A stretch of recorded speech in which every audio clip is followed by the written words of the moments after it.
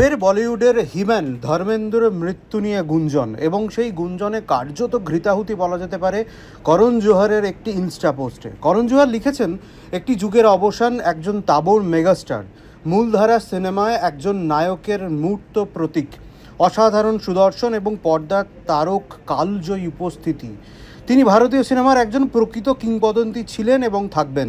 সিনেমার ইতিহাসের পাতায় বরাবর তার উজ্জ্বল উপস্থিতি থাকবে, কিন্তু সর্বোপরি তিনি ছিলেন দারুণ একজন মানুষ। এই ইনস্টা পোস্টের পরই কার্যত ধর্মেন্দ্র মৃত্যু নিয়ে ফের গুঞ্জন শুরু এবং কার্যত বলা যেতে পারে এই পোস্টের পর ঘৃতাহুতি হয়েছে গুঞ্জনে। কারণ আজ দুপুর থেকেই মুম্বাইয়ের ভিলেপাল শ্মশানে আচমকাই নিরাপত্তা বাড়ানো হয়েছিল। সেখানে হেমা মালিনী, সানি দেওল, ববি দেওল, এশা দেওল সহ শ্মশানে পৌঁছে গিয়েছিলেন অমিতাভ বচ্চন, অভিষেক বচ্চন, আমির খানের মতো তারকারা। যদিও দেওল পরিবারের পক্ষ থেকে ধর্মেন্দ্রকে নিয়ে এখনও কোনো বিবৃতি প্রকাশ করা হয়নি, তবে বলিউড প্রযোজক এবং পরিচালক করণ জোহরের শোক বার্তায় কিংবদন্তি অভিনেতার মৃত্যুর গুঞ্জন নিয়ে কার্যত দিশেহারা ভক্তমহল।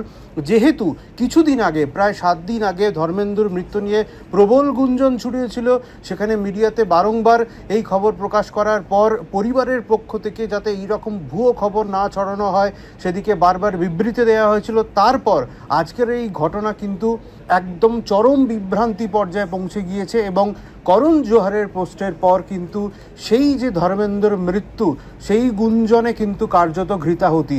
তবে এই মুহূর্তে যা খবর, ভিলেপাল শ্মশানে কিন্তু একে একে বলিউডের তারকারা পৌঁছচ্ছেন। অলরেডি দেওয়াল পরিবারের সব সদস্যই সেখানে রয়েছেন, অনেক রাজনৈতিক নেতা সেখানে পৌঁছেছেন।